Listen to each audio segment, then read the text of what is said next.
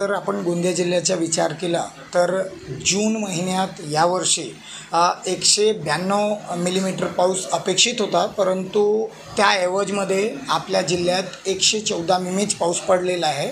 म्हणजे 59% पाऊसच जून महिन्यात आपल्याला मिळालेला आहे.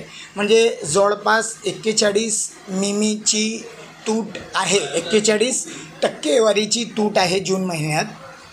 तसेच जुलै महिना म्हणजे आज 2च तारीख आहे आणि यामध्ये एकंदरीत आपल्याला चांगला पाऊस मागील 2 दिवसात मिळालेला आहे.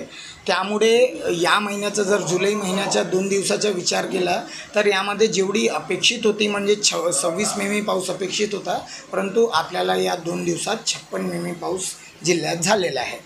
मागच्या वर्षीच्या आज रोजीपर्यंतचा म्हणजे 2 जुलैपर्यंत जर आपण विचार केला तर मागच्या वर्षी 2024मध्ये 204 मिमीपर्यंत आज रोजी पाऊस अपेक्षित आहे, परंतु मागच्या वर्षी 118 मिमी 2 जुलै 2024ला पाऊस आलेला होता. म्हणजे हा एकूण पावसाचा अपेक्षित पावसाचा 53% होता. निश्चितच भारतीय हवामान खाता आपल्याला वेळोवेळी जे अपडेट्स आहेत ते देत आहे.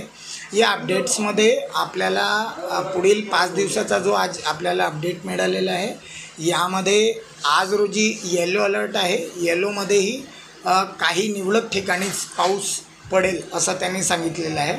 उद्याचा आज रोजी ग्रीन दाखवतो आहे आणि पुढील त्यानंतरचे 3 दिवस परत येलो अलर्ट दिसतो आहे.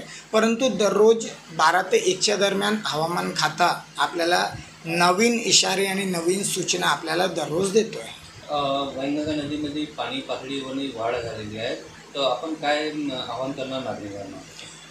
निश्चितच पावसाळ्याचे दिवस आहे आणि आपल्या वरच्या साईडला संजय सरोवरकडे मध्य प्रदेशला किंवा नदीच्या कॅचमेंट भागाला पाऊस निश्चितच पडत आहे आणि हा पाऊस हळूहळू नदीमध्ये प्रवाहित होत आहे. त्यामुळे जे पाण्याची पातळी आहे नदीमध्ये ते निश्चितच वाढलेली आहे.